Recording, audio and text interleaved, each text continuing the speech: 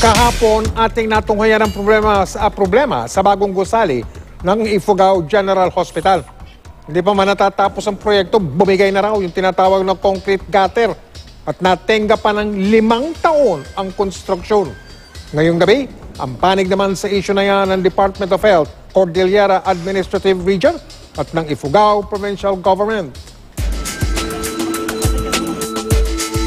Malaking bagay sana sa mga taga-Ifugao kung maitatayo ang bagong gusali ng Ifugao General Hospital sa Lagawe na nagkakahalaga ng 150 milyong piso. Pero mula nang bumigay ang bahagi ng ikangay concrete gutter nito sa kasagsagan ng konstruksyon, natenga na ang proyekto mula noong taong 2013. The team from the DOH made their assessment, and so they recommended the remedial measure of undertaking retrofitting.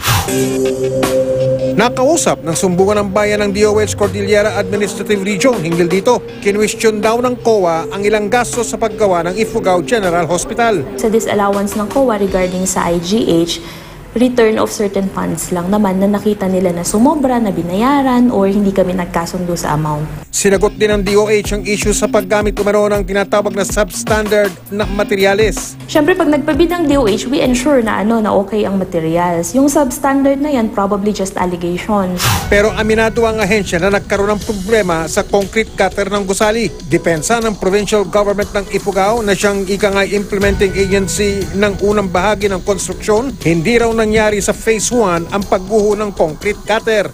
Wala naman sa 50. Sa 100 nagkaroon, yan sa DOH din yan. Kami tumutulong. Actually, that's part na rin nung nung contentions namin. So we cannot really pinpoint kasi nga phase 1, phase 2 magkakadugtong yan.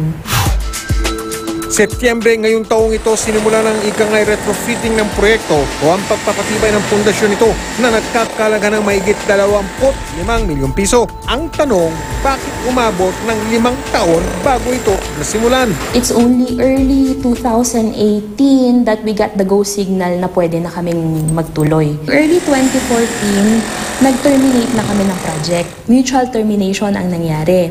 And then from 2014 up to 2015, that's the validation by COA.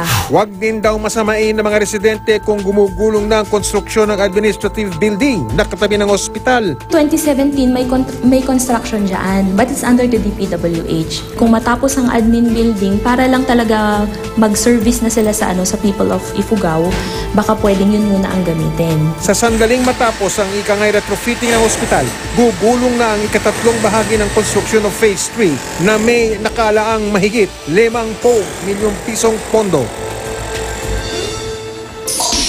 Huwag po kayong manahimik o magdalawang isip. Kung may alam kayong katiwalian o reklamo, ipaalam ninyo sa sumbungan ng bayan. Dahil ang inyong sumbong, asahan ninyo na mabibigyan ng aksyon. Sa mga tiwali naman dyan, sa mga kawatan at mapagsamantala, ito ang tandaan ninyo, hindi namin kayo tatantanan.